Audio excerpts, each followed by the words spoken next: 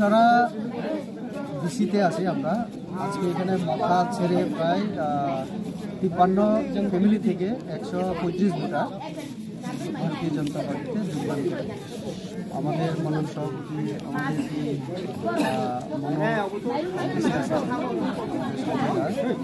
এবং একটু আগে আমাদের পাতালকোনা জমা দিয়েছিল।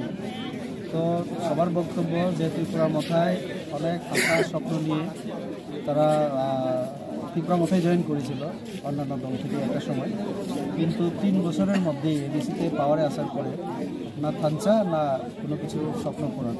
তো তার জন্য তাদের কাছে এখন বিকল্প শুধু বিজেপি এই এলাকার উন্নয়নের জন্য মোদি ছাড়া উপায় নেই। এই কথার উপরে ভিত্তি করে তারা আজকে সবাই বার্তা একটাই, মোদি হে তো মুমকিন হে, যেটা আমরা ত্রিপুরাতে দেখলাম। মাত্র 5-6 বছরে আমরা 4.5 লক্ষ মানুষকে গড় দিলাম, গ্যাস শৌচালয় মানুষের, আরও 5 বছর বিনামূল্যে রেশনের চাল দেওয়া, গৃহহীনের গড় দেওয়া, ওষুধপত্রের জন্য আয়ুষ্মান ভারত, তারপরে কিষাণ সম্মান নিধি, এই সমস্ত কিছু একমাত্র মোদির দ্বারাই সম্ভব। তো তার জন্যই আমার একটাই কথা, মোদিকে আরও আমাদের সমর্থন দেওয়া উচিত, মোদিকে আবারও 24-এ ফিরিয়ে আনা উচিত। যেহেতু মোদি যতক্ষণ থাকবেন ততদিন সব কিছুই সম্ভব। তো ভারতবর্ষের উন্নতি, সামাজিক উন্নতি, আমাদের সব সম্প্রদায় ধর্মের রাজ্যে মোদি ছাড়া উপায় নেই।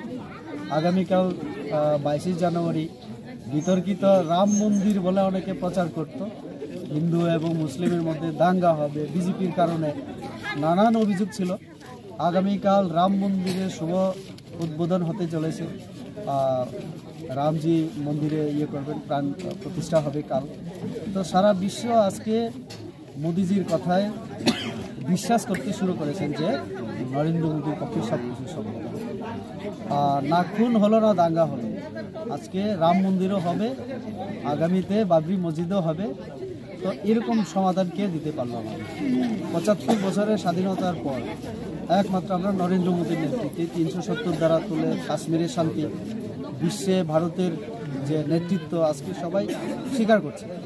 তো রাম মন্দির এবং সমস্ত মিলিয়ে গত 2014 থেকে এই যে 2023-24 পর্যন্ত গত 10 বছরে দেশ এমন একটা জায়গায় চলে গেছে যে বিশ্বের মানুষ এখন বিশ্বাস করতে শুরু করেছে বিশ্বের নেতা এখন নরেন্দ্র মোদী।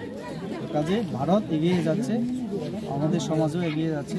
এটাকে, এই ধারাবাহিকতাকে রাখতে গেলে আগামী দিনে আবার মোদী রাখবে।